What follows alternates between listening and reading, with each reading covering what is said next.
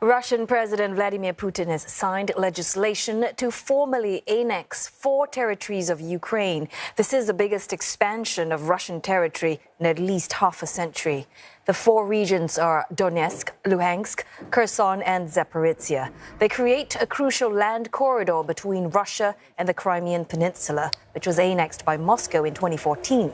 Together, these 5 regions make up almost 20% of Ukraine. But despite the Kherson and Zaporizhzhia regions being annexed, Moscow does not have complete control just yet. Ukraine has claimed a rapid pushback of Russian troops. President Volodymyr Zelensky says dozens of areas have been liberated in Kherson, Kharkiv, Luhansk and Donetsk.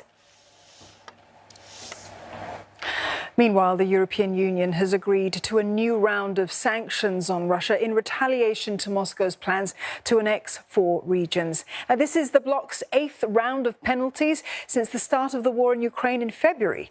Giles Gibson joins us live now from London for more on this. Giles, more sanctions.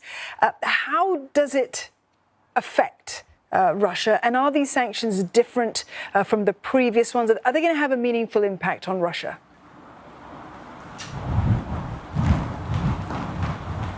Well, we've got some typical autumnal London weather here, and that is one demonstration, really, of just how long the invasion of Ukraine is now dragging on, potentially dragging on into 2023 and into the winter. I think what we're seeing is this pattern over the months as the war drags on. You see Russia doing something that the European Union sees as escalatory, as an escalation to this conflict, and then EU member states have to get around a table and they have to thrash out a new deal, a new response to that. I think some of this is certainly different from what we've seen in previous rounds of sanctions. I mean, just take the oil price cap, for example, that we're about to discuss in a little bit more detail.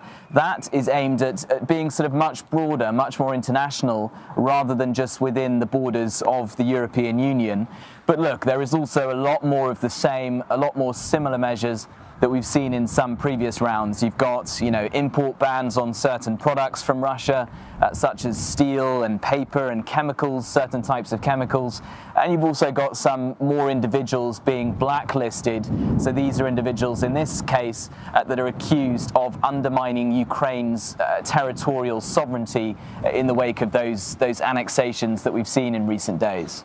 All right, Giles, that's all the time we have for that. Giles Gibson there. Thank you in London.